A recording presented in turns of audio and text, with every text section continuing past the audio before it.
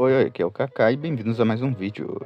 E como vocês leram aí no título, o vídeo vai ser sobre personagens que se parecem, seja em aparência, história, personalidade ou simplesmente os poderes. Ou ele tendo algum desses fatores misturado também, como vai ser o caso de alguns personagens. Mas enfim, bora começar. Começando com dois personagens clássicos dos jogos de luta, nós temos o Ryu de Street Fighter com o Jin de Tekken.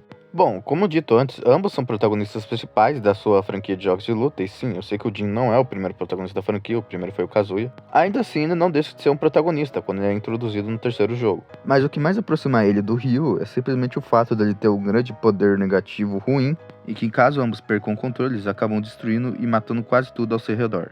Sendo no caso do Ryu o Satsui no Hado, e no caso do Jin o poder Devil que ele possui, que transforma ele no Devil Jin.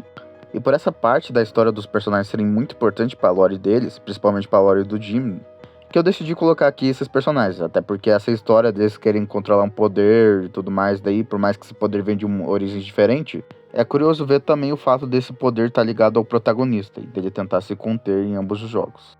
Indo agora para os próximos personagens, os personagens que eu vou citar agora aqui são tanto quanto diferentes, mas que suas diferenças fazem eles serem iguais. E sim, eu sei que pareceu confuso, mas eu vou explicar, já que eu estou falando aqui de Dante, o Caçador de Demônio, e Bayonetta, a Caçadora de Anjos.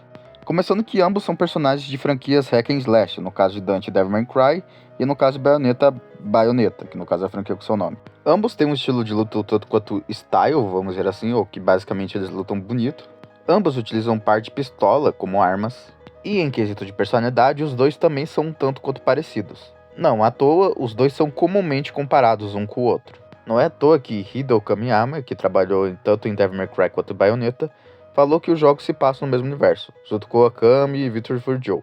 Mas isso é história para outro vídeo. Enfim, agora falando de um caso tanto quanto curioso, que no caso são a família Belmont, de Castlevania, e a família Joestar de JoJo's Bizarre Adventure, já que em ambas as famílias têm o seu destino mudado graças a um vampiro. E em ambas as famílias também, eles enfrentam esse mesmo vampiro mais de uma vez. E para derrotar esse vampiro, eles precisam utilizar algum objeto ou energia mística para derrotá-lo. No caso dos Belmonts, esse objeto místico sendo obviamente o Vampire Killer. E no caso dos Jojos, é o Ramon e depois os stands. Mas uma coisa que eu acho importante ressaltar é que o que matou de fato o Dio não foi aquele chute que o Jotaro deu nele, tá? O que matou de fato foi o sol em que o Jotaro joga o seu corpo. E no geral, eu sei que parece uma conexão um tanto quanto, vamos dizer assim, forçada, mas se tu parar pra pensar, a família Belmont foi afetada muito por motivos meio que, eu acho que óbvios, né? Já que é um clã que é feito especificamente para matar o Drácula. E a família Joestar foi afetada pra caramba pelo Dio, seja diretamente ou indiretamente.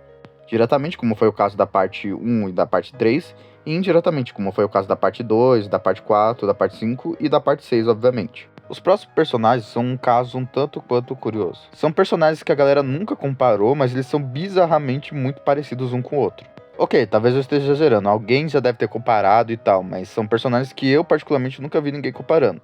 Que no caso são o Alex Mercer de Prototype com o Albert Wesker de Resident Evil. E o caso deles é um tanto quanto curioso daí.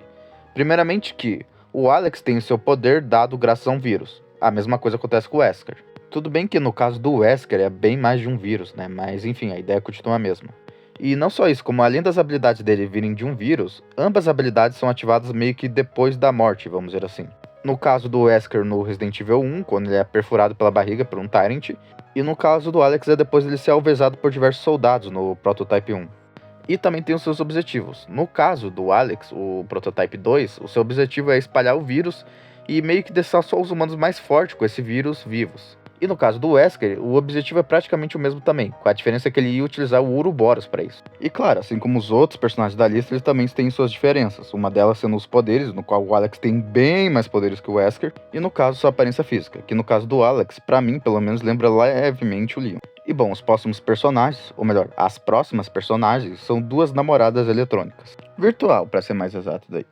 E você pode pensar que eu vou falar da Mônica e da Mita.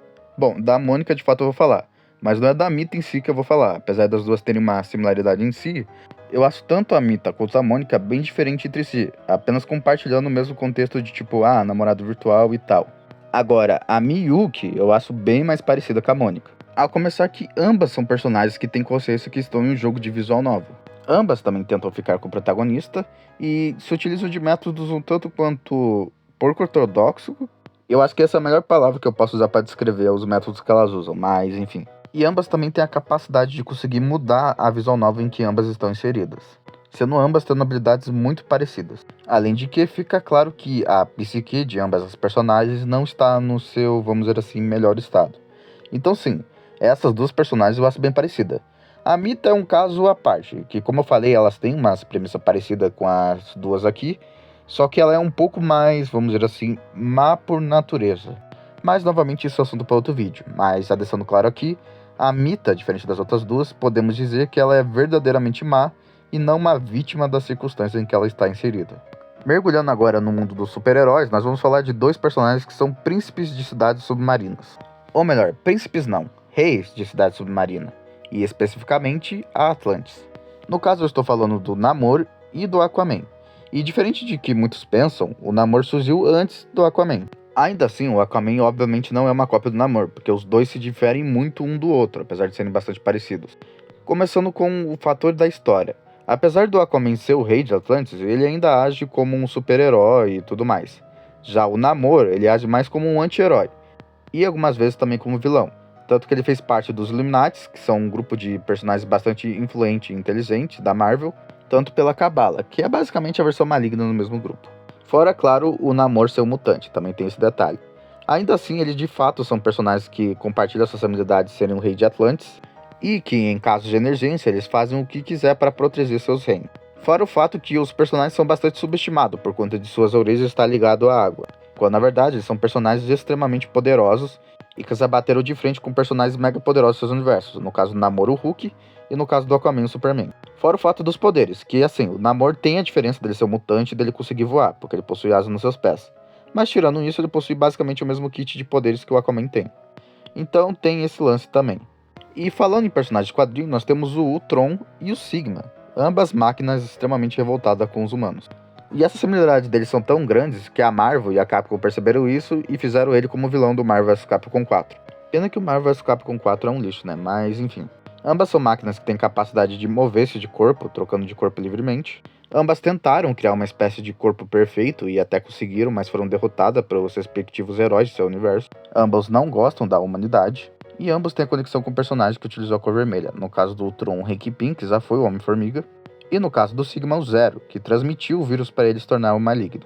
E também, uma das conexões bastante importantes, que ambos não foram criados para destruir ou fazer algo desse tipo.